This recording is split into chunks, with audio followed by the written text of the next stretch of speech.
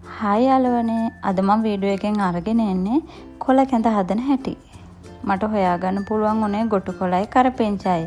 ඒ දෙක මිශ්‍ර කරලා තමයි අද කොළ කැඳ හදන්නේ.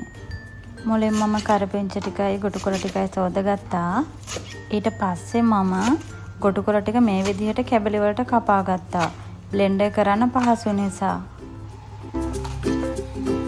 කැඳ එක හදන්න මම පොල් ටිකක් ගාගත්තා.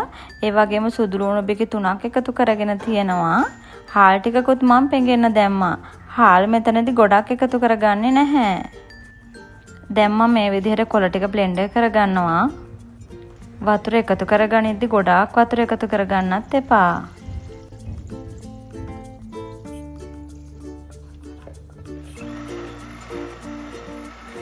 ටික වෙලාවක් මම කොළ ටික බ්ලෙන්ඩර් කරගෙන ඊට පස්සේ ඒකට මම පොල් ටිකත් මේ විදිහට එකතු කරගත්තා. ඔයාලට අවශ්‍යයි නම් කොළ වෙනම කොටලා පොල් ටික වෙනම බ්ලෙන්ඩර් කරගන්නත් පුළුවන්.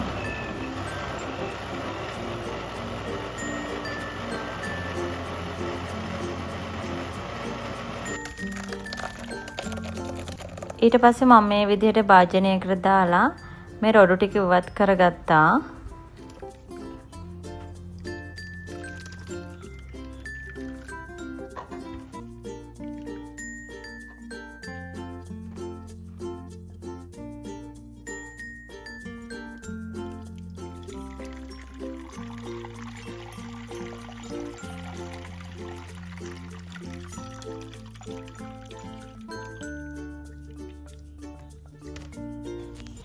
මම දෙවනි පාරට බ්ලෙන්ඩර් කරගත්ත මේ කොළ ටික වතුර ටිකක් දාලා මේ විදිහට මෙරික ගන්නවා.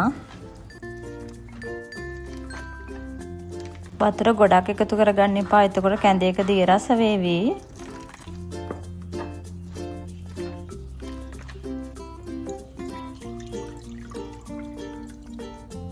දැන් මම අර පෙඟෙන දාපු හාල් ටික සෝදලා මේ විදිහට බ්ලෙන්ඩර් කරගන්නවා.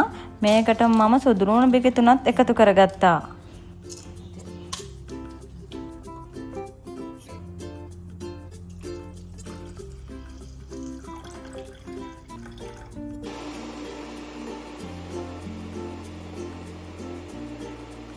මම හාල් ටික බ්ලෙන්ඩර් කරගනිද්දී ලොකු කෑලි තියෙන විදිහට බ්ලෙන්ඩර් කරගත්තේ නැහැ. චූටි කෑලි තියෙන විදිහට තමයි බ්ලෙන්ඩර් කරගත්තේ. හාල් ටික ලොකුවට බ්ලෙන්ඩර් කරගත්තොත් කැඳ එකේ බත් ඇට වගේ කැවෙනවා. බ්ලෙන්ඩර් කරගත්ත හාල් ටික මේ විදිහට ලිපේ තියාගන්නවා. ලිපේ තියාගත්ත වෙලාවෙන් ධම්ම හැඳි ගන්න. එහෙම නැති වුණොත් පල්ල අල්ලන්න පුළුවන්. ඒ වගේම කැට කැට හැදෙනවා.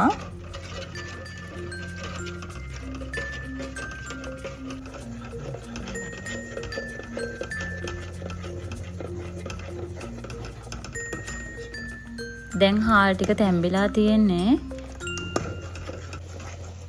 දැන් මම මේකට එකතු කරගන්නවා දෙසරයක් මිනික ගත්ත කොළවල ඉස්ම ටික. ටික වේලාවක් මේ විදිහට කලවම් කර කර පැහෙන්න දෙන්න කැඳ එක. දැන් මම මේකට එකතු කරගන්නවා බ්ලෙන්ඩර් කරගත්ත කොළ ටිකේ ඉස්ම ටික.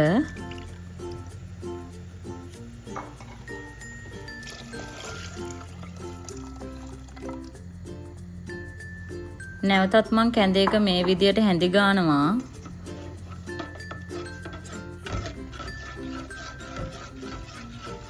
අපි දැන් කැඳ එකට ලුණු එකතු කරගනිමු. ගොඩක් එකතු කරගන්නත් එපා මුලින්. ටිකක් දාලා බලලා මදි වුණොත් නැවතත් එකතු කරන්න. කැඳ එක හැමීට හරියාගෙන එන්නේ. දිගටම හැඳි ගන්න.